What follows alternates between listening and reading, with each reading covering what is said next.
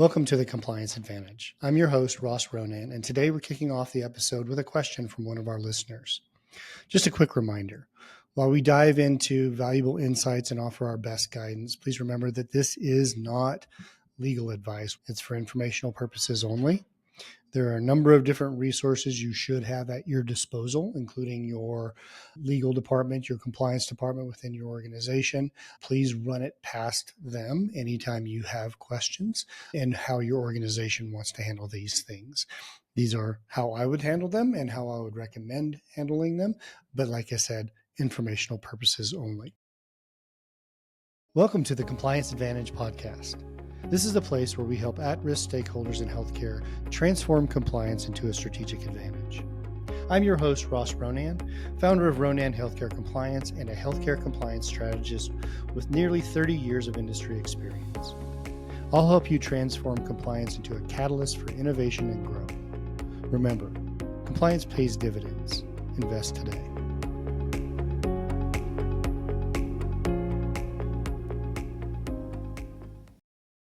Let's get to that question. This one comes from a listener out there. And the question is, what do you do immediately finding that an employee has been identified to be on the exclusion list for the OIG or the GSA?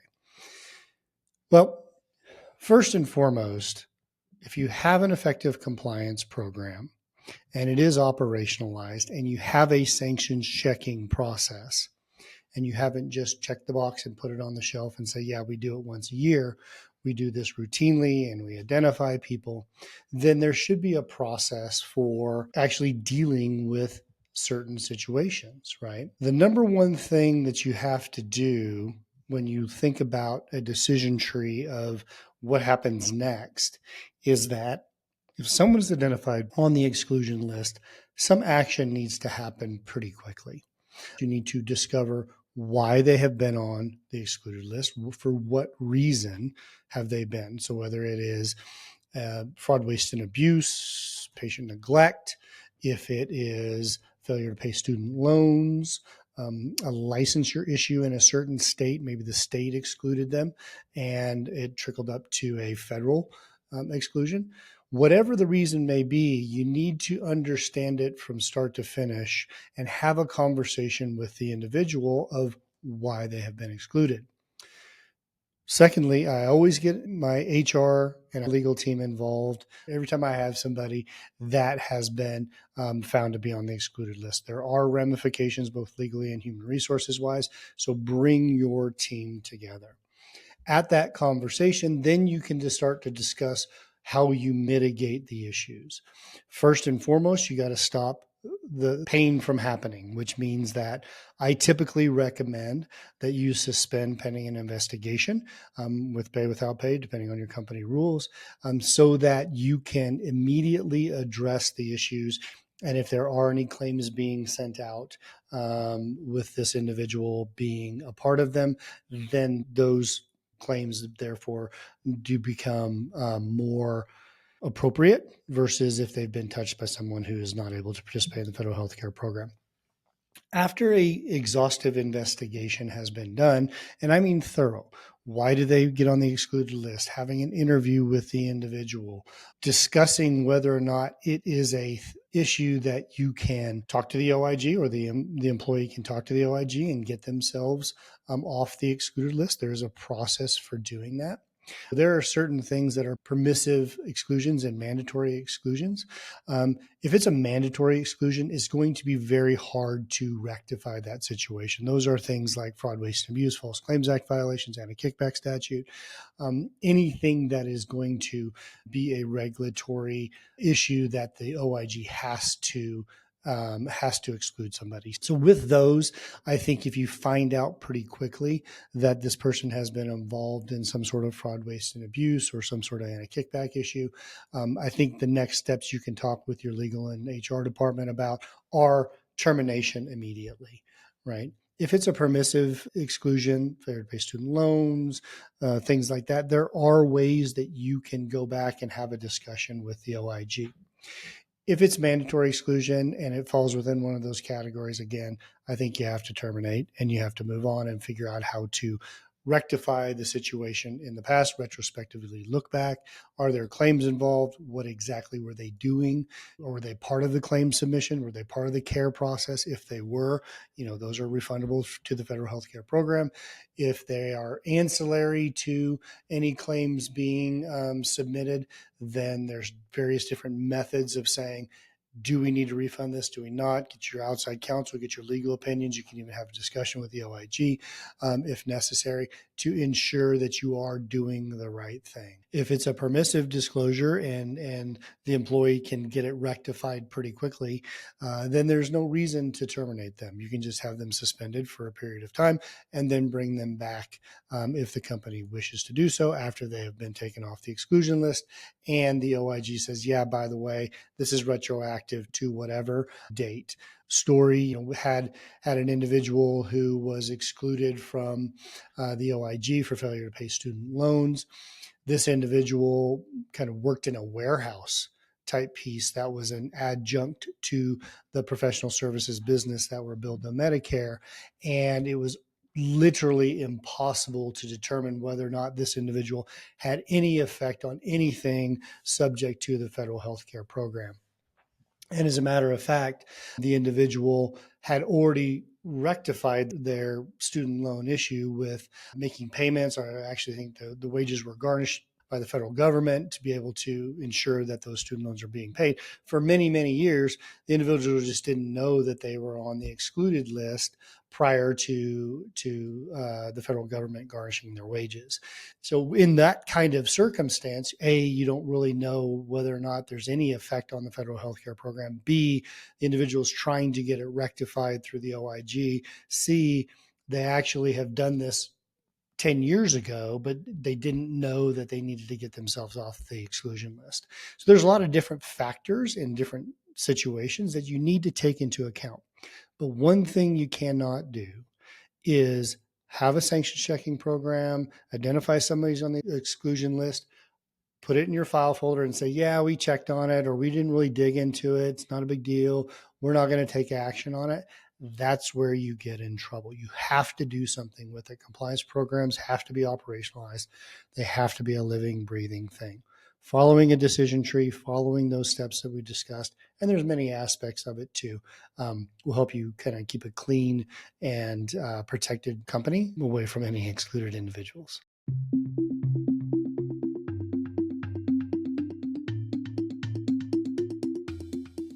Welcome, everyone, to the first episode of Season 3 for the Compliance Advantage.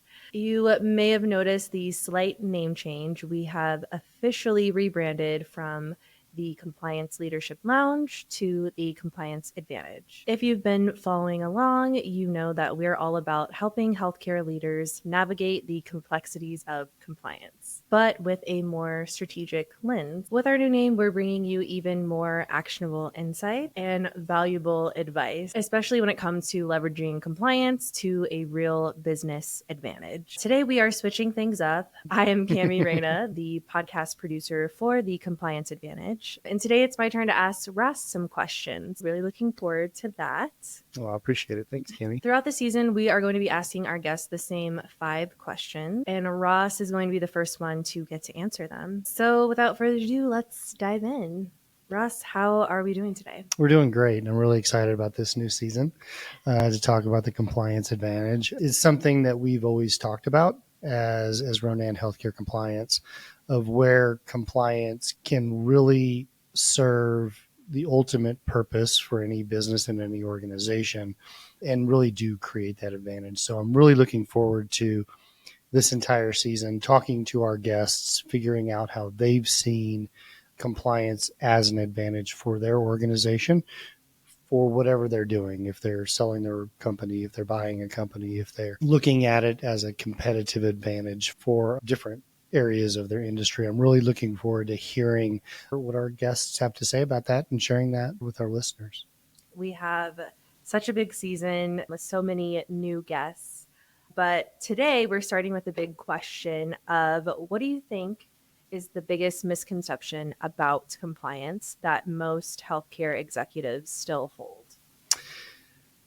I hear a lot of them because I do talk to a lot of executives and a lot of board members who are the decision makers for an organization. I'm going to give you a two-part answer to the misconceptions because they go together, and I know you really just asked for one. Okay. but they do coincide. I would say number one is that the compliance function is optional. And the OIG will tell you that their guidance is optional. You can follow their guidance. You may not follow their guidance. That is fine. But what they don't indicate is that the function of compliance of the 7 elements of auditing and monitoring and having leadership and having disclosure programs and open lines of communication is not really optional. The Affordable Care Act says you must have a compliance program, code of conduct, and policies and procedures. So the misconception that it's for me to choose whether I can have that functionality or not is a really common misperception that a lot of executives who are decision makers find themselves in. Now, whether or not you have a fulsome compliance department or program with people and a lot of resources that spend a lot of money is a different story. That is optional, but the functionality of what it is, whether it's embedded or not, is really not optional. That coincides with the fact that a lot of CEOs, really high level executives who are making these decisions, really see compliance as a cost center and not necessarily a benefit to the organization. It's, I must have this because they say I have to, or if I don't, they'll get me in trouble. And as we'll talk about today, there are numerous benefits for having a compliance program that go far beyond of preventing a repayment or preventing something bad from happening. That's the number one benefit and return on investment that you can. All these healthcare organizations work hard for providing good healthcare and get reimbursed for that. They should be able to keep that money and they should be able to do it in the right compliant manner.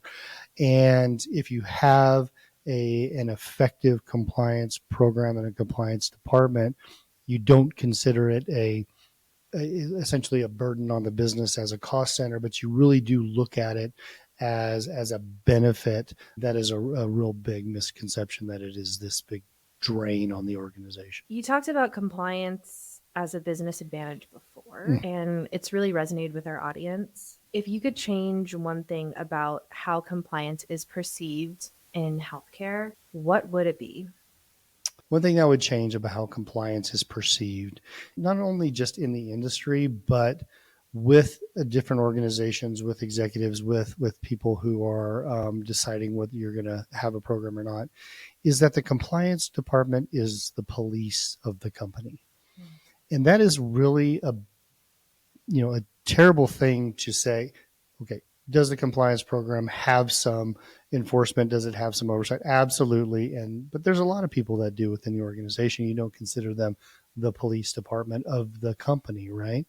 And I think it's really important to understand that once you start labeling the compliance function, once you start seeing them as the police or the people who are going to come and get you in trouble, then people are going to react that way and not really have a culture of compliance. So I think really changing the fact that it's not necessarily the police department, it is a tool that a company can use as a strategic partner so that healthcare agency, that healthcare organization can grow. They can protect their investment, whether it's personal investment of time, your job, whether it's financial investment in the company, whether or not it's the company that needs to continue to provide excellent healthcare. But having a compliance program provides a benefit to that organization, and as a strategic partner will help it move down the road without having any areas where they'll have to backpedal or they'll have to backslide because they've done something wrong or they did it inappropriately or they have to start over or they have to pay fines and penalties. So stop considering it a police force and start considering it as a strategic partner. Yes, I think that shift in perception could really change how organizations view compliance. And I kind of want to take a bit of a creative turn here for this next question. If compliance was a superhero, What superpower would it have and why? Like me personally, or just compliance? 'Cause I've thought about this a lot. Compliance as a superhero.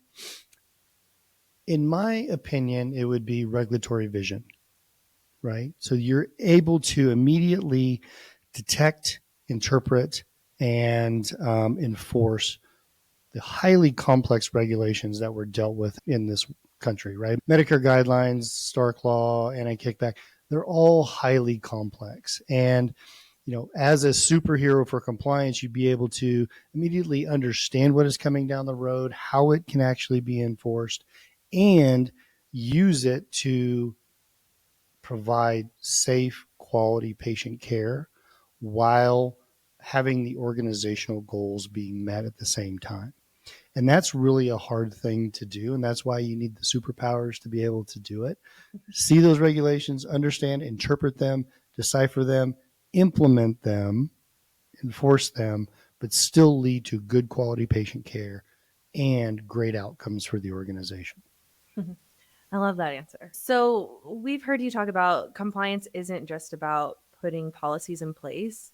It's about turning those policies into those strategic actions. What's been the most aha moment, or what's the most surprising thing that you've learned about compliance that you didn't expect?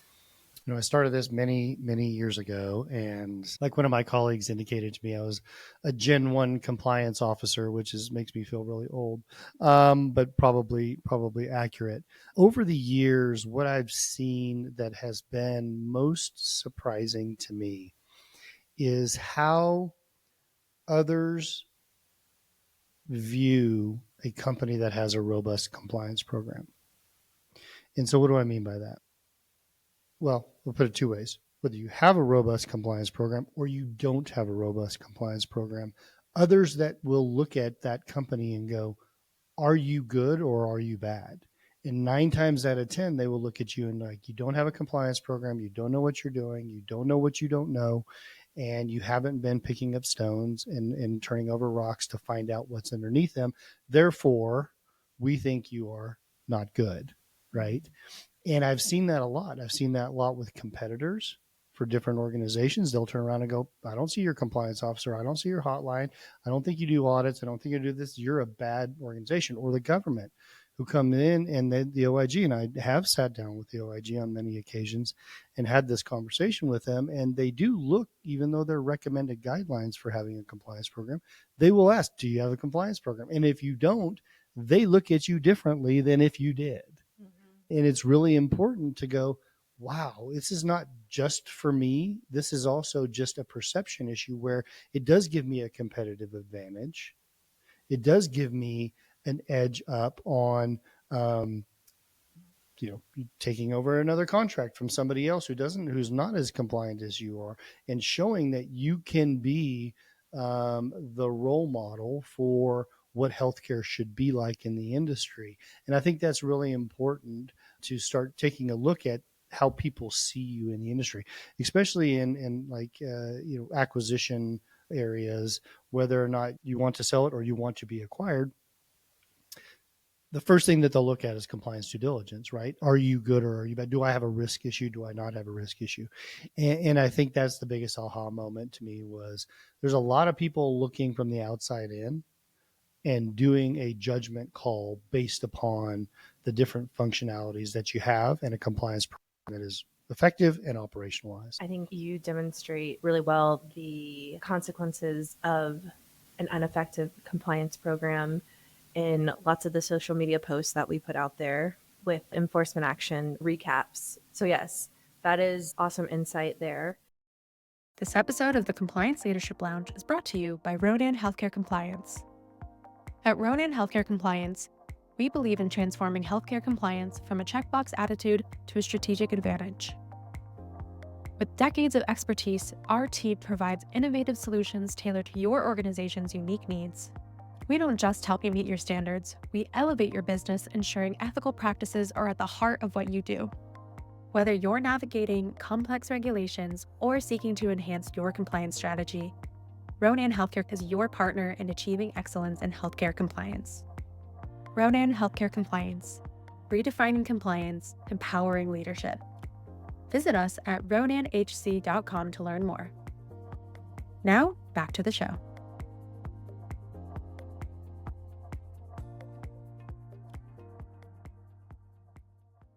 Before you move off of that, that's a really important piece, because the reason that we do that, or I put those out there, is because the government is putting them out there. Mm-hmm. The government wants everybody to know that XYZ company has been penalized for whatever reason.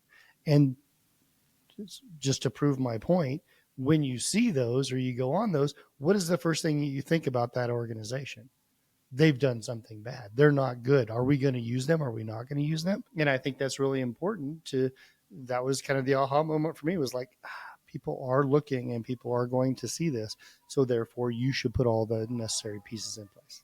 The next question that I have for you is, what advice would you give to CEO and board members to foster a culture of compliance from the top down? First and foremost, decide that you're going to have a compliance program and you're going to have a functionality within your organization. It not only protects the CEO and the board members, it protects the entire organization to ensure that they're doing the right thing. Next, really do invest in that compliance program and make sure that it has adequate resources and you're not just checking the box. Checking the box is a 4-letter word in my view of compliance, right? And it really should show that as leadership of an organization, whether it's overarching leadership with the board or it's direct management leadership with the CEO and his or her direct reports, if you invest in the compliance, and it doesn't mean you have to invest all your dollars. Obviously it has to be reasonable. But if you are investing in your compliance program, it will pay off tenfold. And once people see that you've actually committed to this, and I talk to CEOs all the time, we have a lot of clients like this, who I know for a fact, I'm like, you're invested. You're going to do whatever it takes to make sure that nothing happens with your organization and you put a great compliance program in place. The rest of the organization sees that and they will respond accordingly and foster that culture of compliance where you don't need a huge compliance program because it's instilled in every single one of those different operational pieces within an organization. And that's how you really do instill that culture of compliance. I think you put it very well when you said there are other departments in an organization that are cost centers, but other people don't necessarily see them as a cost center, like legal or HR or something. Yep. And I just wanted to bring up that reference because you already did talk about it on another episode, but I think it was just a great way to connect the dots for some of our listeners potentially. Before we wrap up though, what are you doing to take care of yourself these days? And how do you think health and wellness connects to performing your best as a leader, especially in healthcare and in the healthcare compliance world? Well, health and wellness as an executive, as a high performer, you have to have your health and wellness. If you're not exercising every day, if you're not reading every day, if you're not getting out every day, if you're not enjoying the things that God has created, whether it's nature or, whatever it may be, you're really not doing the right thing. You've got to get out. You've got to take care of yourself. You got to eat well. You have to exercise. I exercise every day. And, really looking forward to a 2025 that is full of different events, whether it's a triathlon or it's different things that I would do to exercise, bike riding or jogging or running or whatever. I'm really looking forward to having that go out throughout the entire year. The other thing is taking care of myself. Really, it's January, right? And I think it's really important that people do set goals for their entire year. Mm-hmm. And there's little small goals too. And I think that's a big way of taking care of yourself. If you're not actually thinking about where you want to elevate yourself or get yourself disciplined to the area where you can accomplish goals, then you're really not taking care of yourself because you'll never see the next level without actually goal setting. And we have the Big Ass Calendar, which is something we're working on right now. We've got it finished, but we do that every year so that we can actually plan our entire year of what we're going to do and how we're going to achieve it. So goal setting to me is really important for high performance and health and well-being, and health being mental health as well, because now you know where you're going to accomplish. So physical and mental health, I think, is really important, and that's how we do it. Yeah, I think planning for anything, having a goal and looking ahead is so important, especially for growth. And I think you did a really wonderful job of explaining how that plays into, especially as a leader, continuing to grow as a leader. Thank you so much, Ross, for sharing your time and your thoughts today. We have so much in store for this upcoming season. Yes, we do. I'm really looking forward to it. We got a great guest list already. And we have even more actionable insights on compliance. Stay tuned as we explore compliance in a whole new light. Thank you for listening to today's episode of the Compliance Advantage podcast. If you enjoyed it, please rate, review, and share this episode with someone who might benefit from it. Don't forget to visit us at ronanhc.com for more resources and connect with us on social media for the latest updates. And remember, compliance pays dividends. Invest today.